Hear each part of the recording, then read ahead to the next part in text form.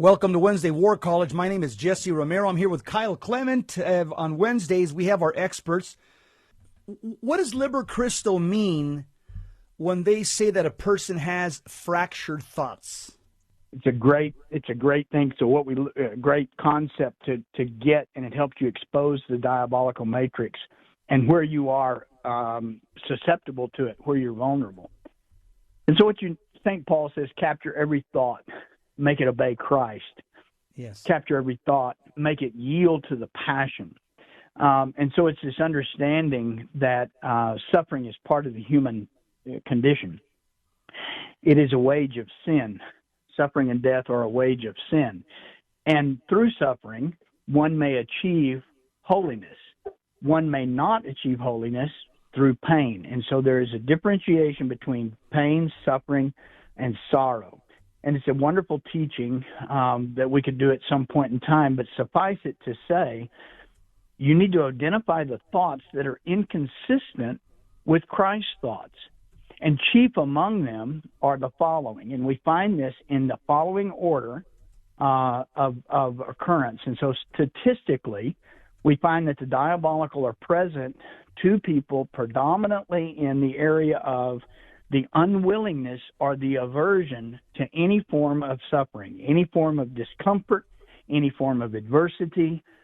And so that's the primary one. The secondary one is authority, the reaction or the subjection or lack thereof of the person being in right relationship, right order, vis-a-vis authority. One of the key lies there is that authority and merit are somehow synonymous or linked, and they are not. And again, a whole teaching on that. Our Lord shows us clearly that authority is by providence, and it's not only how we subject ourselves to right authority, but how we oppose improper authority and how we discharge authority properly. Father spends a lot of time discussing power and authority structure in his new book, Dominion. I would highly recommend that book. You can find it at censustraditionis.org. Also, this is a topic of conversation in the retreats. And then the third area statistically where one is plugs into the diabolical matrix quite often is the elevated image of self. One of the great desert fathers says there are three images that a man has. One is the image he has of himself. One is the image that his superior or his spouse has of him. And the third is the image that God has of him. Sainthood is the reconciliation of those three images so that they are one. And so, again, from the Desert Fathers here, you have a simple statement, but it's a life work. And so oftentimes offense is born out of this. This is a key area of psychological compatibility with the diabolical, and how we plug into the matrix is our disordered sense of justice, mainly with us as the center point. We demand respect. We demand that people acknowledge who we think we are. And in doing that, we are immediately psychologically compatible with the arrogance of the fallen angel, the arrogance of the demon who thinks he is more than he is. Let me ask you one more question on fractured thoughts. Can it also mean a separation of thoughts, that describes a person who has deep psychological wounds where he can't distinguish between his or her own thoughts from the demon's projections into his or her mind?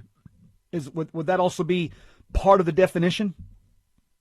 It is part of the definition. And so what you're speaking about there, that use of fractured thought is when the person starts to realize, by using the Pauline criteria of capture every thought, make it obey Christ, then he realizes that there are thoughts in his head and images and concepts which are incompatible with his faith, with the triune God, with Christ himself, with the passion.